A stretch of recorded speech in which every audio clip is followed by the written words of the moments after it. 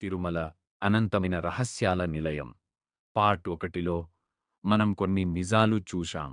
కానీ ఈ పార్ట్ 2లో మనం చూడబోయేవి సామాన్య భక్తులకు తెలియని, శాస్త్రవేత్తలకే అందని పరమ రహస్యాలు. సిద్ధంగా ఉండండి.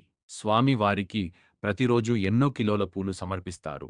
కానీ ఈ పూలు వాడిపోయిన తర్వాత వాటిని బయట పడేయరు. గర్భాలయం వెనుక ఉన్న విరజానది అనే బావిలోకి వేస్తారు.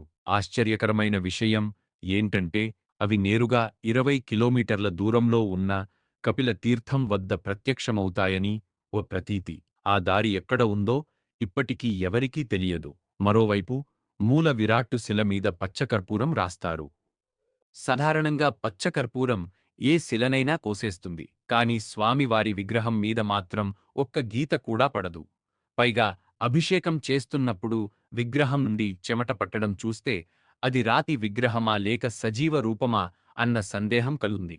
విగ్రహం ఉష్ణోగ్రత ఎప్పుడూ 110 డిగ్రీల ఫారెన్హీట్ దగ్గరే ఉంటుంది. ఇక ఒక రహస్యం శాస్త్రవేత్తలను సైతం నివ్వెరపరుస్తోంది. స్వామివారి వెనుక భాగంలో చెవి పెట్టి వింటే సముద్రపు హోరు స్పష్టంగా వినిపిస్తుంది. కొండలపైన ఎక్కడో లోపల సముద్రం లేకపోయినా ఈ శబ్దం ఎక్కడి నుండి వస్తోంది అనేది ఇప్పటికీ ఒక అంతుచిక్కని మిస్టరీ.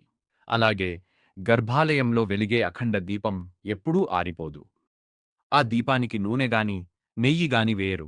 అసలు ఇంధనం లేకుండానే వేల సంవత్సరాలుగా ఆ దీపం ఎలా వెలుగుతోంది? దానికి శక్తి ఎక్కడి నుండి వస్తోంది? ఇవే కాదు, ఇంకా ఎన్నో అద్భుతాలు ఈ కొండల మధ్య దాగి ఉన్నాయి. ఆ మాస్టర్ కంట్రోలర్ సృష్టించిన ఈ ప్రపంచంలో మనం కేవలం ప్రేక్షకులమే. ఈ రహస్యాలు మీకు నచ్చితే లైక్ చేయండి, సబ్స్క్రైబ్ చేయండి. పార్ట్ 3 కోసం వెయిట్ చేయండి.